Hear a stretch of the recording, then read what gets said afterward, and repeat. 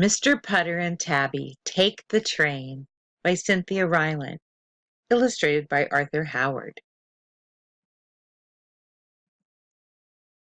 Mr. Putter and Tabby take the train.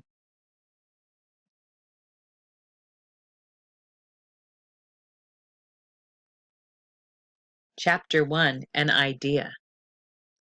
One day, Mr. Putter and his fine cat Tabby were cooking some oatmeal when Mrs. Teaberry called. Mrs. Teaberry was Mr. Putter's friend and neighbor. "I have an idea," she told Mr. Putter. As she spoke, her good dog Zeke wagged at Tabby through the window.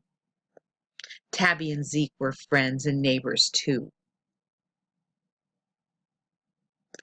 Mr. Putter was not sure he wanted to hear Mrs. Teaberry's idea. Sometimes her ideas were odd and involved running fast or wearing feathers or having purple toes.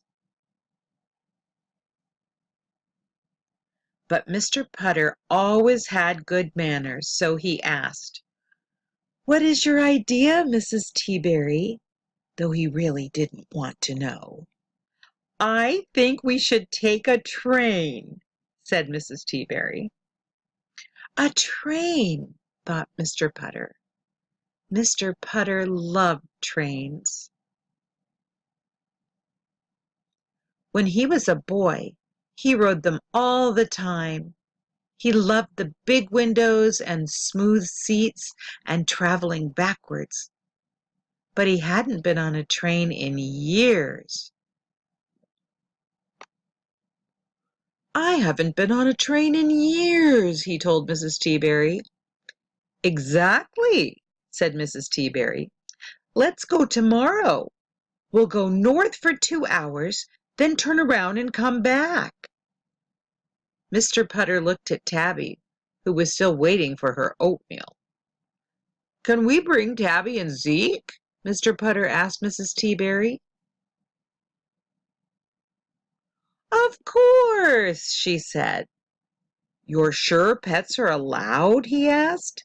"Certainly." "And they can sit with us on the train?" Mr. Putter asked. "Of course they can," said Mrs. Teaberry. "You're sure?" said Mr. Putter.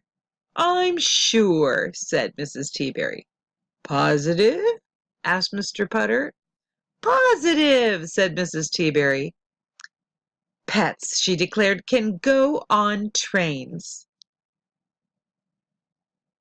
Chapter 2, Another Idea. "I'm sorry," said the ticket woman the next day. "Pets can't go on trains." "What?" said Mrs. Teaberry. Zeke was standing beside her wearing his traveling jacket. It had lots of pockets for bones and balls and little doggy lollipops. Mr. Putter and Tabby stood beside Zeke. They didn't have traveling jackets, just a nice blue blanket for naps.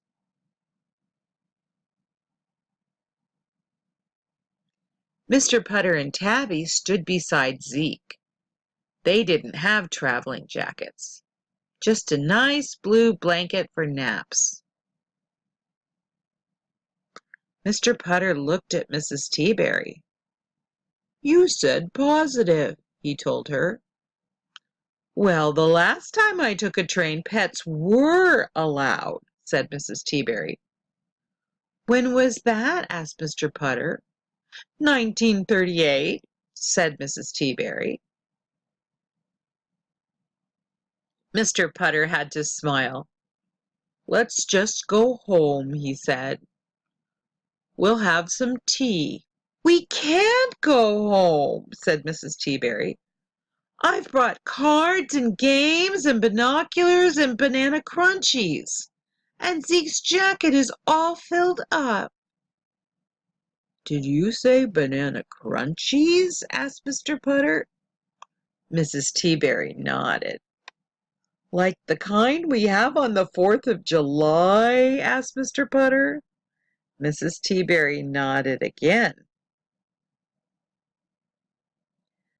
Suddenly, Mr. Putter couldn't imagine anything nicer than being on a train with Tabby and Mrs. Teaberry and Zeke eating banana crunchies. It would be the best train ride of his life. "We're not getting any younger," Mr. Putter told Mrs. Teaberry. "I have another idea." Chapter 3.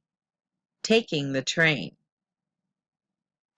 Mr. Putter and Mrs. Teaberry went home.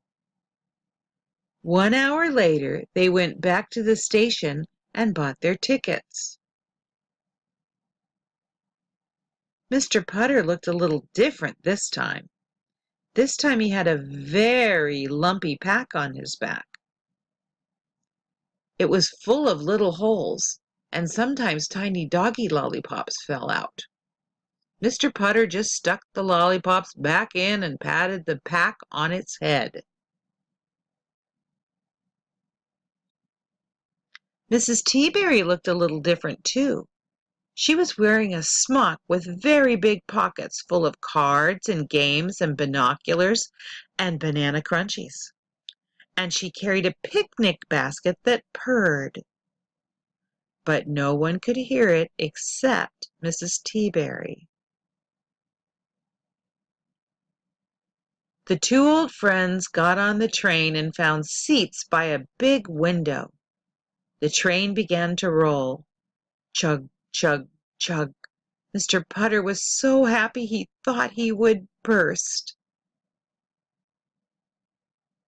And for the next 4 hours, he and Mrs. Teaberry had the train ride of their lives.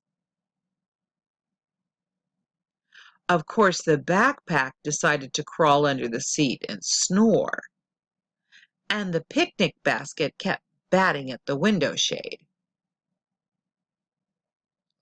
But Mr. Putter and Mrs. Teaberry just petted them fondly and fed them banana crunchies the whole way.